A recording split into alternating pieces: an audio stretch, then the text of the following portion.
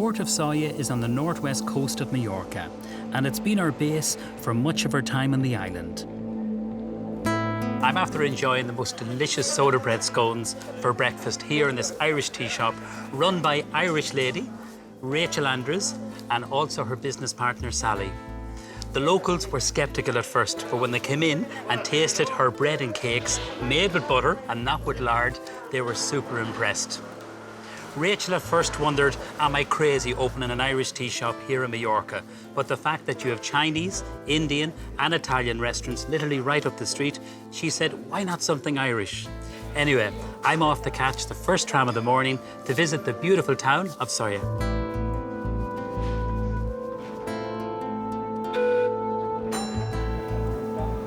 This was Mallorca's first electric tram, and it opened in 1913. Motor trams 1, 2 and 3 are the originals and date back to 1912. The open carriages like the one I'm travelling in were acquired from the Palma Tram Company in 1954. As well as taking passengers between the town and the port, it also carried fish in a small refrigerated car and coal, mines and torpedoes to the submarine base that was located in the port during the Spanish Civil War.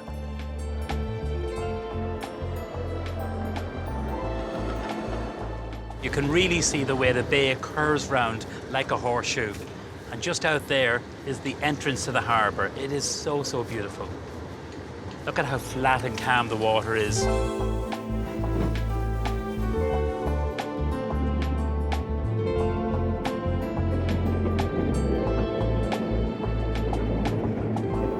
We've just left the port behind us and we've moved into the countryside where you can see the orange and lemon trees and the mountains behind me. It's really spectacular. After passing between gardens and vegetable plots on either side of the track, the tram enters the town, passing beside the market and stopping briefly at one of the many places that you can hop on and get off the tram.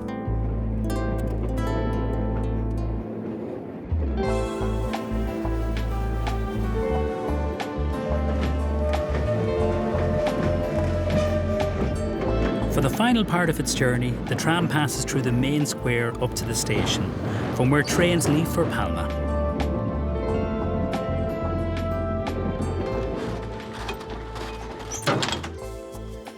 Well, that took 30 minutes for 5 kilometres. Sometimes it's nice to go at a leisurely pace.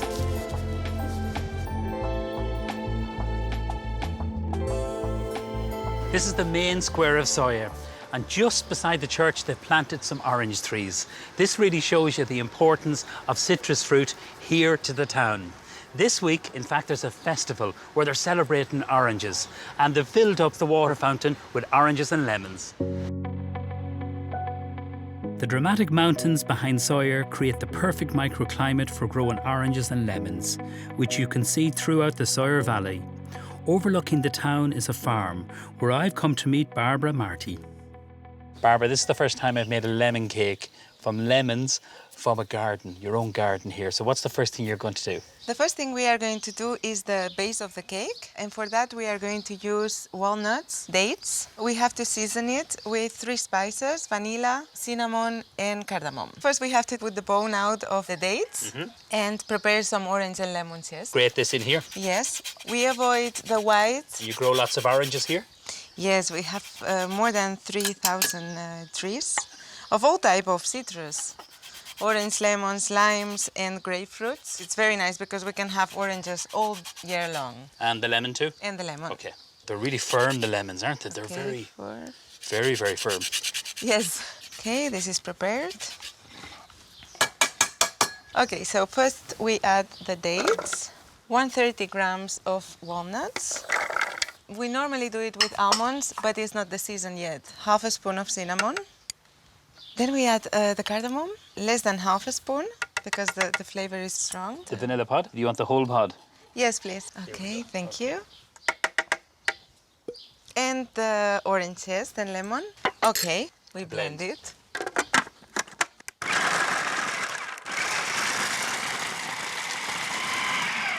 Okay, I think it's ready now. So you're looking for it to come together? Yes, it comes together, but still you have kind of, Yeah, a bit of texture. yes, a little bit of bite. The smell from the citrus and the Yes. spices, great job. The thing that binds it together, that makes it moist, is those dates, so that's really important. Exactly. Okay, so now we can do the base. And this is your silicone, because it's easy to remove Yes. and just very flexible. Put all this in? All in. All in. Move it around.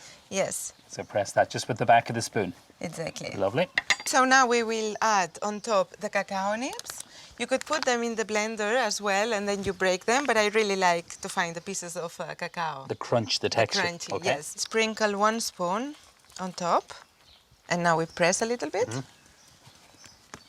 this is going to give more texture. Exactly. So what for the filling? For the filling, we need the cashews. Yeah. I've been soaking them in water overnight. And is that important? Yeah, because then you need to use less liquids, and they are more soft for the digestion. Okay. Otherwise, they can be very heavy. So you're going to blend all the cashew nuts. All the cashews. The coconut cream, lemon juice. It could also be orange. 2 spoons of coconut oil. Okay. The honey, 2 big spoons. Good quality, crystallized, natural honey. Look at it. Okay, so this is done, and now we are going to we need to be patient for about 5-10 minutes, so it's really creamy. Okay, I think that's ready. Let's see the consistency. What are you looking for? The consistency of? I'm searching a kind of a cheesecake. It looks lovely and creamy. And to Creamy. think you had 250 grams of cashew nuts, and when you soak it, Yes. then you get 750. It absorbs all the water. All the water, and this is much easier to blend, and you get this creamy feeling. So it will go Right to the top. limit. Yeah. I can't get Now over it's how done. creamy it is. Very, very, very different, this one for me now. And now goes to the freezer. And that's it ready.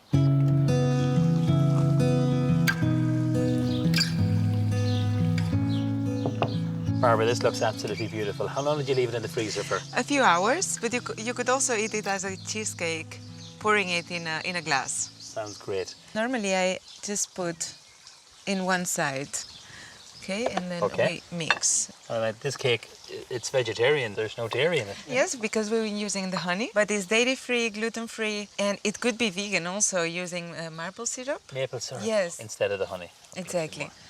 And then we're gonna use our strawberries, Oh, just look at like that. that.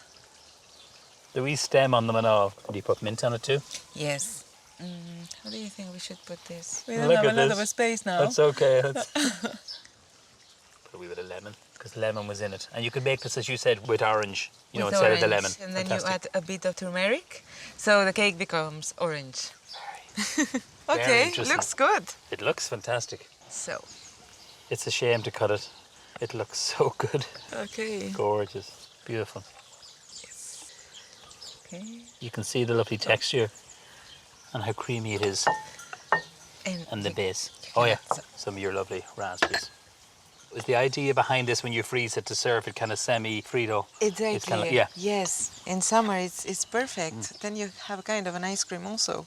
it's delicious. Yes.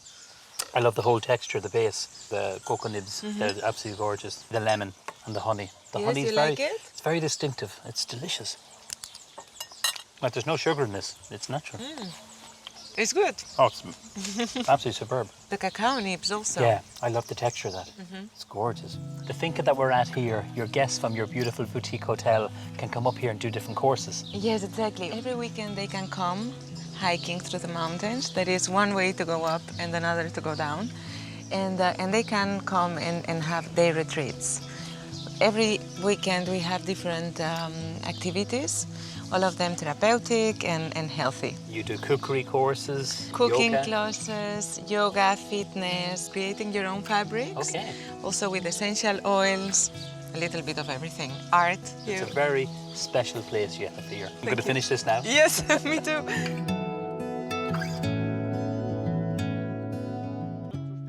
Food tourism is becoming very popular here in Mallorca. And what's happening behind me here is that these guests have already this morning visited a local honey producer. And they've come back here to another farm where they're enjoying a 5-course tasting menu for lunch.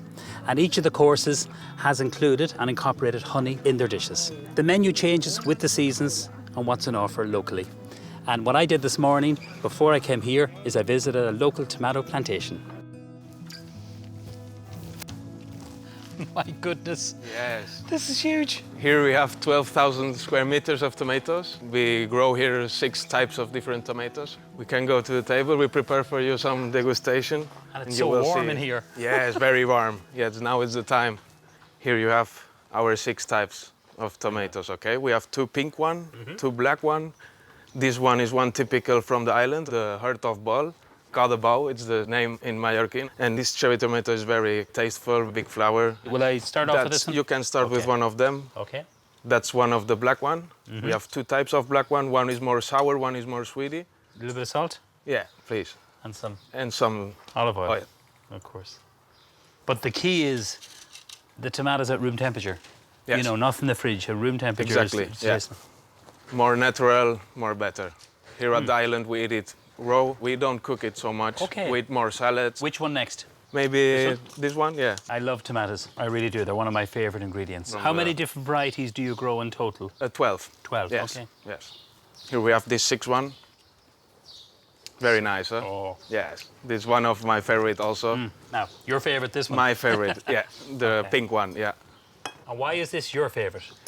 I think it's very juicy inside, okay? The taste is very fresh. In summertime, it's the best one for me. We make the trampo, the typical salad from the island, with this one, and it tastes very powerful, nice. Huh?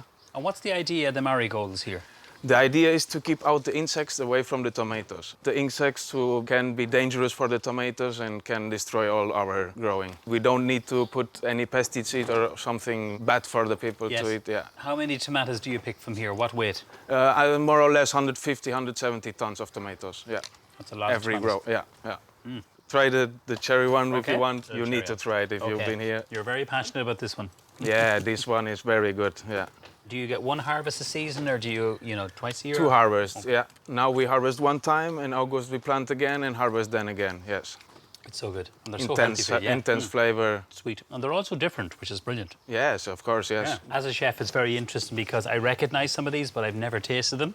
When we look at this, you call this the bull's heart? Yes. It's a Looks very like- strange form. Look like so. I have tasted the pink one. I'm just always intrigued with the shape and the texture. They're like little lobes of the Yeah, air, it's very nice. I love this. Yeah. And then this one here, the green.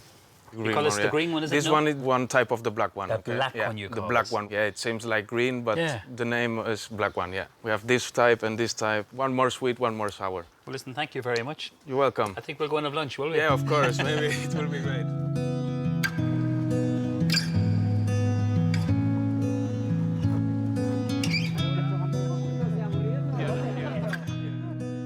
Gabriel, this is absolutely beautiful. You've had a very busy lunch, 35 people, 5 courses, and you're the only chef. Only chef. Every day, every week, and every month. So what was on today's menu? Today is 4 courses. The first course is a pan body, the typical dish of Mallorca. Pan body is bread and oil, handmade bread with tomato ramillet, is a typical tomato of Mallorca. Sausage cheese and rosemary. The second dish is a salad cookie. It's a snack typical of Mallorca. This cookie changes every week. Today is onion confited onion with honey, sobrasada, and rosemary. Third course is eggplant with yogurt, lemon, honey, and mustard sauce with rucola. The wild rocket. Yes, and basil.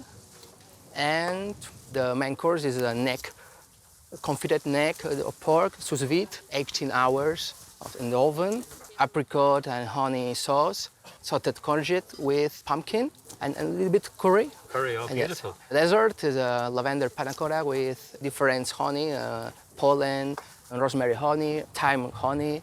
Petacetas is the chocolate, pum pum pum. Chocolate, the popping candy. Yes. Yeah. It's a surprise for the guests. And flowers. All produce that they visited this morning. The honey is in each course. You have an absolutely beautiful, beautiful setting here. It's been inspiring. Thank you for the visit Taragust.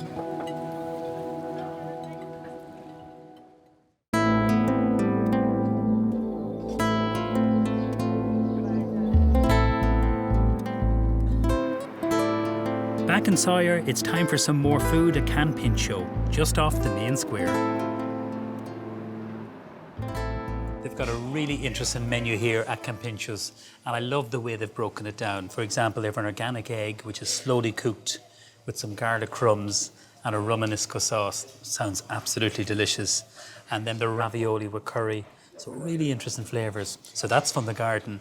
And then the next way they have broken it down is from the sea. So obviously they have lots of local fish. For example, they're gambas and they have ray. Now they seem to eat a lot of ray here, which is interesting. And this is done with some creamy rice. Then they have from the land. So we're talking unusual cuts like pork cheek done in a cannelloni, which sounds absolutely beautiful. And it's a local pork. And then popcorn, chicken wings. This sounds so, so good. Also, they have plates to share. So if you're coming as a couple, you can share, and then they have their veal. So it's like a large piece of veal for 2 people with their patata bravas and a little sauce on the side. What I love is that the way they've mentioned all their food producers, which are local here, and they've encouraged their customers to engage with their food producers. Fantastic. I love that idea, and it's something that I believe in because there's a great relationship between chefs, food producers and customers, so they know where their food's coming from. So we have a beautiful selection of dishes here. This is their cappuccino of vegetables. They do this with lots of seasonal vegetables, and that could be mushrooms, but what they have in here is carrot and orange puree at the bottom, peppers, which is roasted. They have Apricot, which is like garlic and onions, softly cooked, and then they have a really interesting, it's a garlic aioli, which is like garlic mayonnaise, and they blowtorch it. And then they sprinkle this beautiful smoked tea on top. I'm going to taste this first. You can see the puree, all the vegetables, and it's like a light foam, comes out of a foam gun, so it does. And it's sweet. So there's honey in there. That's so good. One thing they're known for here in Soya is their gambas, and they're becoming less and less available and expensive. The way they described it on the menu, extra size from the local fishermen, confitted in garlic oil. So that means to slowly cook it in some garlic oil. And really interesting, a Beurre Blanc, which is a very classical French sauce. They've introduced some orange. So again, they're including that lovely local citrus fruit with a paprika oil. And a lot of work in this because they've peeled it. I'm just going to taste the tail. Beautiful and soft and lovely and fresh. It's so good. And what they do here, they take off the head and they actually suck the head. So it's all those juices which they prize so, so highly here. And the orange isn't overpowering, it's subtle, and the prawns are sweet. I think the whole combination works really, really well. This is a very interesting dish. They have it described as a surprise. So it's tendons from veal, which are slowly cooked. Then they're cooked further in a really rich demi-glaze sauce, which is like a really rich gravy. Then finished off with that carrot and orange puree and then sliced celeriac. So celeriac is the bulb of the celery. So there should be nice kind of richness and nice deep, deep flavours. So I'm just going to taste this. That is rich, but it actually eats really, really well. And I love the fact the puree cuts through the richness of that. When you cook a cut like this, low and slow, you get richness, you get softness, it just melts in your mouth. But that stickiness, and that's from the slow cook, and the tendons will bring that. It's the natural gelatin in the actual cut that they use here. And then to serve it all this, they have some local bread and this beautiful butter. It's a roast chicken flavoured butter. You can see how creative the dishes are here. I really enjoy the combination pork with apricots because the apricots, they're sweet and sour, and the way I'm going to show you how to cook them now, it's going to work really well with these pork chops. They're so lucky here in Mallorca where they grow their beautiful apricots, and this is the season for them. So first thing we're going to do is we're going to heat the pan. Just going to soften a little bit of onion, just start the cooking process. Red onion, peeled, diced, nice and sweet, works really well. You can use regular onion for this. Now I don't want to colour them, I just want to start the cooking process. So the apricots, they're so cute, so small. I don't think I've ever seen them so small. Cut them in half, and we've removed the little stone from them. So now we're going to cut them into tiny little bite-sized pieces. And these are delicious, like if you're making a marmalade or a chutney, they work so well. We're going to put in some honey, which is going to give lovely sweetness. 2 spoonfuls of that. And then I'm just going to coat the onion in this. Now you can see the way that's nicely caramelising. So to counteract that, we're going to use some of this sherry vinegar. You can use white wine or balsamic. And when you make this and you think, oh, it's a little bit too harsh, too much vinegar, add more honey. I definitely don't want it too sweet. Our apricots next. And then we're going to put a little bit of orange zest. Put the juice of half the orange kind of making a sauce from it. And then we're going to stir this through. The one thing I don't want happening here is that the apricots go soft and mushy. That's not what I want. I want them to have a little bit of a bite. We're going to put a pinch of salt, a little bit of flat leaf parsley. I'm just adding the fresh herbs at the last minute. This little dressing or sauce you can keep for a few days, and it works really well with the pork chops. And that's it done there. It's so colourful. The pork, all I've done is just a little bit of olive oil and some rosemary. We're going to season it, we're going to pan fry it or grill it, and then serve it with some vegetables. And a little bit of salt. I just literally have that in for about maybe 20 minutes. You could put orange zest into that. So make sure the pan is hot. Put 2 of the pork chops, taking off the little pieces of rosemary because they will burn. And then we've got to season up the other side. You seal it in, reduce the heat a little bit, and then we just let that cook away. To serve with this, you can serve any kind of potatoes or rice, but I thought maybe some lovely local courgettes and peppers. So I'm going to put them in for the last maybe 2-3 minutes because these aren't going to take long to cook. 3 to 4 minutes either side. Beautiful. You can see they were slightly caramelizing. And then that lovely oil. And you can put on that rosemary now. Onto the griddle pan also with our courgettes. So I've just sliced the courgette, not too thick and not too thin, and some peppers. Now you could roast these off in the oven, but I'm trying to get all those lovely flavours from the pork. Season up your vegetables.